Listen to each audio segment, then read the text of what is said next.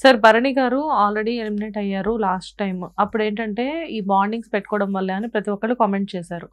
అయినప్పటికీ కూడా ఇటు కళ్యాణ్ దివ్య వీళ్ళిద్దరూ క్లోజ్ ఫ్రెండ్స్ గా ఉన్నారు. అండ్ ఇక్కడ వీళ్ళ అండ్ శ్రీజ చూస్తే ఇప్పుడు భరణి గారిని మొన్నటిదాకా నానా నానా అని అంత ఇదైంది. ఆయన వెళ్ళిపోయిన దగ్గర నుంచి మాధురి గారిని పట్టుకొని అమ్మ అమ్మ అని చెప్పేసి మాట్లాడుతుంది. సో హెల్దీ బాండింగ్స్ అంటున్నారు, కానీ ఇక్కడ ఈ బాండింగ్స్ అంతా అంత ప్యూర్ గా లేవు అని చెప్పేసి మాకు అనిపిస్తుంది. ప్యూర్ గా ఉన్నా లేకపోయినా బిగ్ బాస్ లో బాండింగ్స్ పెట్టుకోవడం కూడా కదా ఏర్పడతాయి మా నిజంగానే. ఎలా అంటే మీకు ఇన్ని రోజులు గడిచే కొద్దీ ఒక తెలియని హోమ్ సిక్ వస్తుంది. అది ఎవ్వరికి అర్థం కాదు, బిగ్ బాస్ లో ఉన్న వాళ్ళకి అర్థం అవుతుంది. ఎలా ఉంటుందంటే అసలు ఏ రకమైన ఇది ఉండకుండా నిన్ను ఒక్కడిని అక్కడ పడేస్తే ఎవరికో ఒకరికి నీ బాధలు చెప్పుకోవడానికో ఒకళ్ళు కావాల్సి వస్తుంది, లేకపోతే నువ్వు ఉండలేవు. మనిషి అనేవాడు ఇంపాసిబుల్ ఉండడం అట్లా. సో ఆ కోణంలో జనరల్గా ఆల్రెడీ కొంత పరిచయాలు ఉన్న వాళ్ళు, లేకపోతే ఏదో రకమైన జైలు అయిన వాళ్ళు అట్లా గుంపులుగా ఇది అవుతూ ఉంటారు. ఏమి లేని ఒంటికే సొంటి గుంపులాగా ఇద్దరు ముగ్గురు మిగిలిపోతారు. వీళ్ళు ఏం చేస్తారు, వీళ్ళు బాండింగ్లు అవుతుంటారు ఫైనల్గా. బాండింగ్ అంటే ఏం లేదు, జస్ట్ మన ఫ్రీక్వెన్సీకి తగ్గట్టుగా ఎవరైతే ఉంటారో వాళ్ళతో మనం మన ఏదో ఒకటి షేర్ చేసుకుంటూ ఉంటాం. మేబీ ఇంకా గేమ్ గురించి కూడా మాట్లాడుకుంటూ ఉంటారు అనుకో. కానీ బట్ బేసికలీ ఇది లేకపోతే నిజంగానే సర్వైవ్ అవ్వలేరు బిగ్ బాస్లో. అంత మెంటల్ టఫ్నెస్ ఉన్న వాళ్ళు కూడా ఉంటారు. కానీ జనరల్గా అక్కడ ఏమవుతుందంటే 2-3 రోజులకే మీకు అది తెలిసిపోద్ది. వేరే ఏవో ఉండదు అక్కడ, అలా ఉండాలి. ఏదైనా టాస్క్ ఇస్తాలా లేకపోతే ఏం తోచకుండా అలా అయిపోయినప్పుడు అయిపోతుంది. ఇంకా మనకి కామ్గా ఒంటరితనంలో ఉండి మనకి ఇల్లు గుర్తొచ్చేస్తుంది, వెళ్ళిపోవాలనిపిస్తుంది. దాన్ని రీప్లేస్ చేసుకోవడానికి కనెక్ట్ అవుతుంది. అయితే దీంట్లో ఈ బాండింగ్ లో తర్వాత దీనివల్ల వచ్చే బాండింగ్ లో వచ్చే విషయం ఏంటంటే న్యాయమా అన్యాయమా ఆలోచించడం, మనిషి వీడు మనోడా కాదా అని ఆలోచించి నామినేషన్స్ చేస్తుంటారు. అయ్యో, దానివల్ల జరుగుతున్న ప్రాబ్లం అది. చాలా మంది అవతల వాడు తప్పని తెలిసిన కూడా వాడు నేను ఫ్రెండ్స్ కాబట్టి నామినేట్ చేయను, అది కరెక్ట్ కాదు. దానివల్ల నెగిటివ్ అవుతున్నారు. అలాగనే బాండ్లో ప్రాబ్లం లేదు, నామినేషన్లోనూ లేకపోతే ఓటింగ్ చేసేటప్పుడు ఆ డిసిషన్స్లో ప్రాబ్లం తప్ప ఇంకా వేరే ఏం కాదు.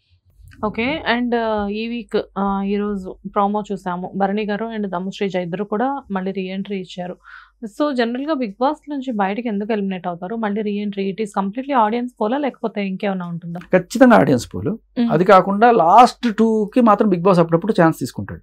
ఓకే, మేబీ 100 ఓట్లు 200 ఓట్లు తేడా ఉందనుకోండి ఇద్దరికి మధ్య. అప్పుడు ఏం చేస్తాడు, సరే నీది కాదు నాది కాదు, ఈ 200 ఓట్లు పెద్ద ఏదో రకంగానే పడి ఉండొచ్చు, పిఆర్ ఉన్నవాడికి గట్టిగా పడి ఉండొచ్చు, లేని వాడికి జెన్యున్ ఓట్లు పడి ఉండొచ్చు. జెన్యున్ ఓట్లు వాడు ఇంత దూరం వచ్చాడంటే అది ఇంకా గొప్ప విషయం కదా.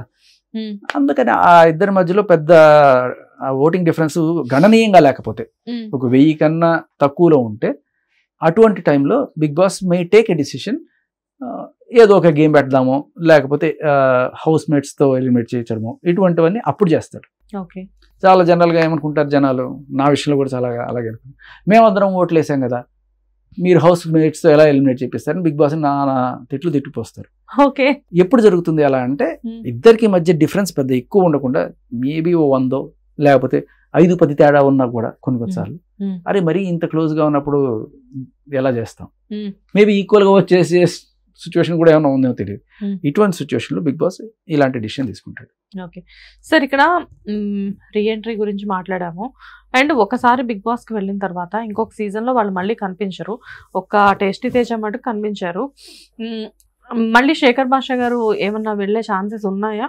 ఈ సీజన్కి అయితే లేదు, ఈ సీజన్కి లేదు, ముందు చూద్దాం. అలా ఉందా, ఆప్షన్ ఉందా అసలు? ఎందుకు తేజ వెళ్ళినప్పుడు మేము ఎందుకు వెళ్ళాము? ఓకే, అంటే అనిపించింది నాకు తేజ తప్ప ఎవరు వెళ్ళినట్లు అనిపించలేదు. వచ్చారు, అప్పుడప్పుడు వస్తుంటారు. ఓకే. అండ్ ఒక సంవత్సరం 2022 ఆ టైంలో బిగ్ బాస్ ఓటీటీ సీజన్ కూడా పెట్టారు. ఇప్పుడు ఎందుకు సడన్ గా దాన్ని ఎందుకు ఆపేశారు? సెట్ అవ్వలేదు అంతే.